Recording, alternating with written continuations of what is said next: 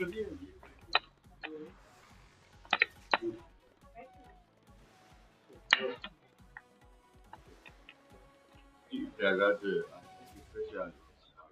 आने का कारण है, आपको पता ही है कि एक घटना हुई है, एक समाज के बच्चे के साथ रेप हुआ है। तो उसमें डीजी साहब को बुला करके और पूरी घटना की जानकारी दी और कुछ बताया गया है कि एक प्रभु नारायण पाल जो भूप नारायण पाल जो प्रधान हैं, उनको एफआईआर की गई है।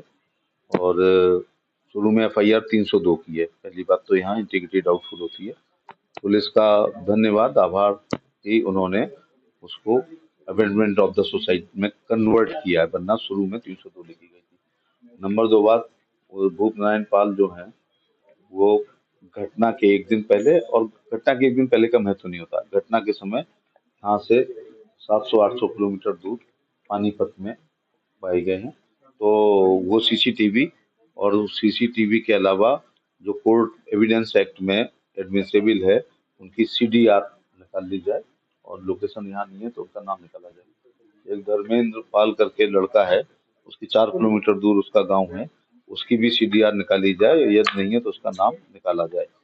तो जो कौशाम्बी पुलिस ने एक नोटिस जारी किया है जो जिसमें इनाम घोषित किया गया है। जब वो व्यक्ति घटनास्थल पर रहे ही नहीं है तो इसके लिए उस नोटिस को वापस लेना चाहिए उनको। नंबर 3, मेरी डिमांड है कि एसआईटी के द्वारा, थाना पुलिस पर एतवार नहीं है वादी को, इसलिए एसआईटी के द्वारा इन्वेस्टिगेशन किया जाए। नंबर 4 बात है कि पीड़िता का पुनः चिकित्सीय परीक्षण किया जाए, उससे वादी पक्ष संतुष्ट है। 5वां, 164 के बयान दिए हैं। 8 साल की उस पर चाइल्ड साइकोलॉजी, प्रेशर, घटना की विविधता का मनोविज्ञान खराब हो सकता है, उसके लिए वादी पक्ष, वो खैर पुलिस के हाथ में नहीं है, तो 164 के बयान दोबारा के लिए वो लोग एप्लीकेशन देंगे। ये इन बातों को कहा गया। तीसरी बात, पीड़िता के घर पर पुलिस लगा करके सुरक्षा प्रदान की जाए। यूपी की कानून व्यवस्था पर लोग सवाल उठा रहे हैं। उत्तर प्रदेश की देखिए, घटना के लिए दुख है, लेकिन उत्तर प्रदेश सरकार के इतिहास का ये स्वर्ण युग चल रहा है, और जब इस घटना को अगर आप कानून व्यवस्था से जोड़ेंगे तो फिर उमेश पाल की हत्या के परिणामों से आप कहोगे कि कानून व्यवस्था अच्छी है। अखिलेश यादव लगातार कौशाम्बी की घटना को लेकर ट्वीट कर रहे हैं, अलग-अलग बयान, किस तरह से? अखिलेश यादव जाति उन्माद फैला रहे हैं और उनको जो इस प्रकार से समाज में और बात बात पे कहते हैं लखनऊ और दिल्ली की लड़ाई, इन चीजों से कोई मतलब नहीं है। अपराधी की कोई जात नहीं होती है, हमेशा ये बात सही सिद्ध हो चुकी है। हर जात में बहुत बाबा महात्मा आचार प्रचार लोग हैं और लगभग हर जात में अपराधी भी हैं। 11 साल बेमिसाल रहे, किस तरह से? मैं नंबर 1 जो कोई वर्णन नहीं कर रहा, 11 साल मैं बेमिसाल इसलिए कहता हूँ कि लुटियन जोन काजल की कोठरी है और नरेंद्र मोदी अपने मंत्रिमंडल के साथ 11 साल से उस काजल की कोठरी में रह रहे हैं और उनके चेहरे पे या कुर्ते पर एक काला दाग नहीं है।